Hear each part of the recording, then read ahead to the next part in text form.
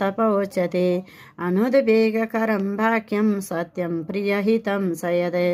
स्वाध्यायाभ्यासनं चैव वाङ्मयं तप उच्यते मनः प्रसादः सौमत्वं मौनमात्मविनिग्रह भावसंशुद्धिरित्येतत्तपो मानसमुच्यते श्रद्धया परया तप्तं तपस्तत्त्रिविधं नरैः अफलाकाङ्क्षिभिर्युक्तैः सात्विकं परिचक्षते सत्कारमानपूजार्थं तपोदम्भेन चैव यत् क्रियते तदिह प्रोक्तं राजसं चलमध्रुवं मूढग्राहेणात्मनो यत् पीडया क्रियते तप